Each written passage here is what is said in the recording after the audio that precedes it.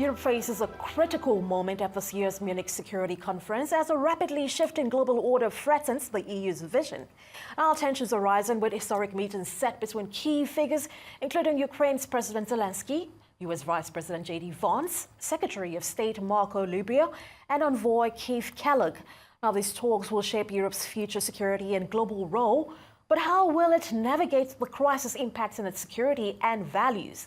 Joining us virtually from Munich to address this and other pertinent questions is Head of Special Projects, Institute of Security Studies for South Africa, Ottilia Anna Maunganidze. Many thanks for joining us in Arise Exchange this evening, Ottilia. Thank you for having me. You're most welcome. Well, let's begin with human security conceptually, that is.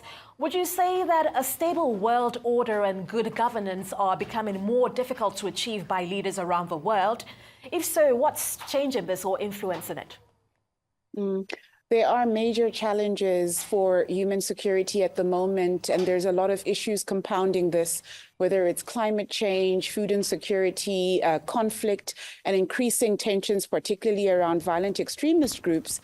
But the biggest challenge is the inability at the moment for states to properly collaborate to be able to respond to this.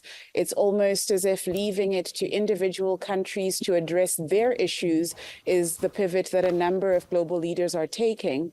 But we are seeing, particularly from Europe at the moment, a shift towards also looking to how can they be able to assist and address some of the challenges in their neighbors, both to the South, Africa, and then also to the Eastern Asia.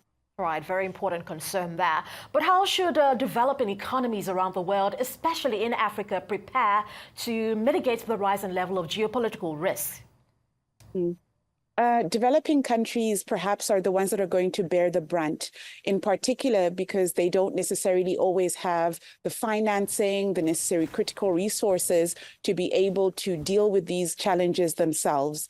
Building strong foundations, particularly on good governance, but also enhancing their own democratic space will be the key. This is easier said than done, to be honest, because we are seeing, of course, across the African continent at the moment, tensions flaring up in the Sahel, in Mozambique, in the Eastern DRC, as well as in Sudan, where there is an inability to control the extent of the conflict in some of those contexts. But what is important, I think, is that we're also seeing African countries begin to take leadership in trying to address those situations, whether it's through joint missions or collaborating at AU level to be able to address these issues. It's a recognition that if we need to address the problems, we have to do it ourselves. We can't always wait for the rest of the world to do it for us.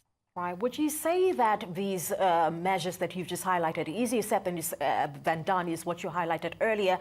Would you say that these measures in collaborating, a lot of people refer to them as talk shops many times, where there's a whole lot of conversation and very little traction. What will it take to move that needle?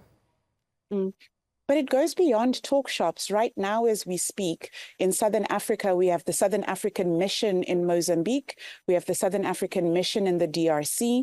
We have seen efforts, at least there in your neighborhood, of the multinational joint task force to address the Boko Haram threat.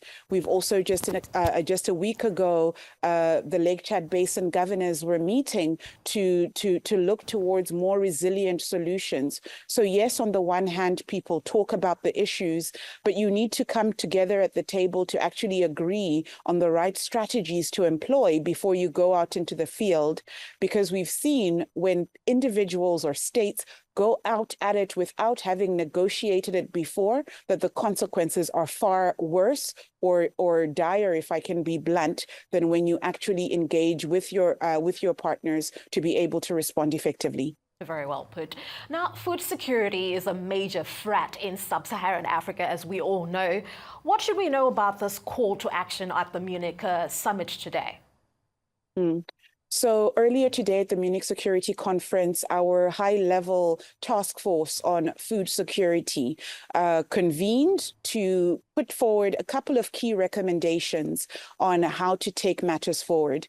We recognize that food insecurity, not only on the African continent, but globally, threatens stability. What this means is we're calling on nations, we're also calling on the private sector, we're calling on individuals to basically work together, one, to strengthen resilient food systems, but to also be able to guard against situations where demand outstrips supply and cause resource conflicts.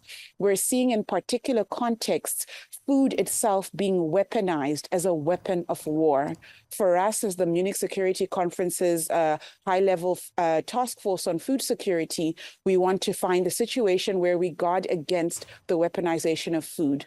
So together with a number of key governments and stakeholders, we are calling on other states to come forward to support initiatives that seek to advance food security, food sufficiency globally, not only at national level. Right, and what would we possibly, if we had to, cast a closer lens to, say, marginalized communities and conflict-prone countries and regions, what kind of focus should we be looking at that in relation to food security?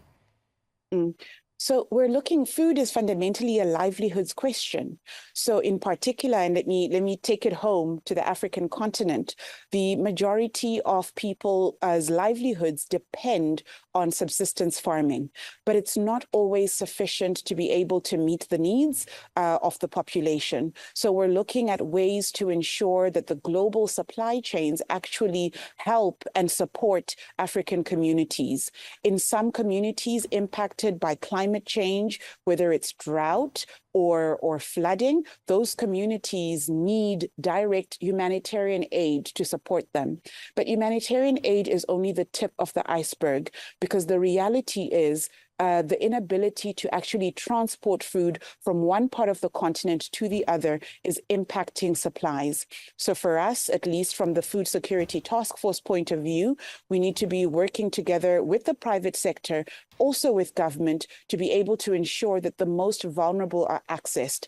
The reason I say this is because when we do not do that, those are spaces in which instability and fragility take hold. And we're seeing more and more people being displaced out of their communities because they're simply unable to make a living or to survive on the supplies that are there. Absolutely. Well, transportation and logistics are undoubtedly very integral parts of this move there. But how much more should African leaders do, in particular around the Sahel region and Central Africa, in order to reduce the impact of insecurity on food, regional trade and broader economies? So I have to stress this again, partnerships are key and partnerships are important. A lot of the crime, a lot of the violence that we're seeing, you mentioned, for example, the Sahel and the Central African region, are trans-border issues. These are issues that cannot be addressed internally on their own. But importantly, a lot of these issues come as a result of poverty and inequality. African governments need to be working to address the things that are making people choose avenues of violence over stability and peace. That means providing for the population, whether it's addressing questions of education and unemployment, but also ensuring that resources that are so abundant are actually equally and fairly distributed.